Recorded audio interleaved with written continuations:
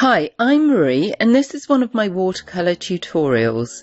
Here I'm going to briefly show you how I use different variations of the same colour to create depth and interest in my paintings.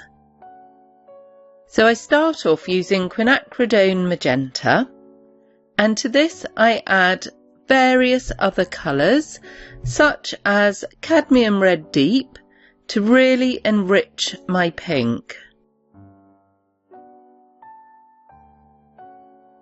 I also add a touch of indigo to this mix in order to really deepen it up, and I use this hue for shadows and underneath areas on my petals.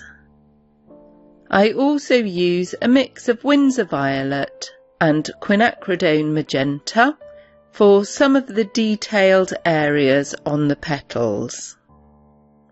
And altogether I use these various hues to build up the overall flower, continually blending them in to each other just at their edges so that I get a smooth transition from one hue or tonal value into the next.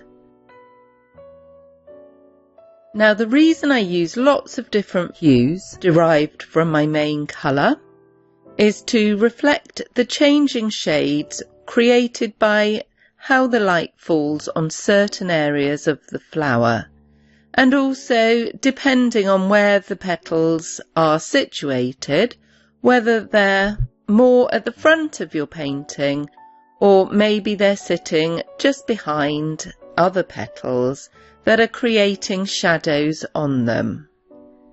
So this can really determine whether your area of petal is very bright or a lot darker. And all of these variations add up to creating a really interesting image with plenty of depth, as opposed to using the same colour throughout and creating a much flatter image.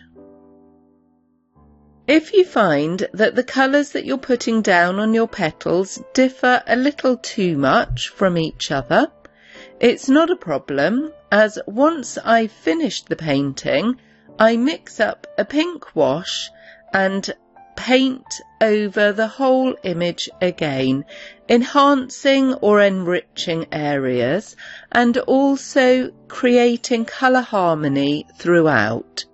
So this serves to even out your colours a little if you need to. Now if you'd like to paint the whole step-by-step tutorial, where I take you through all of the colour mixing and the painting of the whole image, building it up just a little at a time, so I really simplify all of the different elements that you can see here, you will find this tutorial, along with 80 others, inside the Watercolor Members Club. The link is below.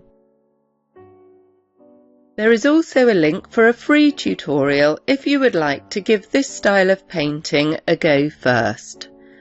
Don't forget to like and subscribe if you'd like to see more tips and technique videos. I hope you've enjoyed watching. Goodbye for now and enjoy the rest of this demonstration.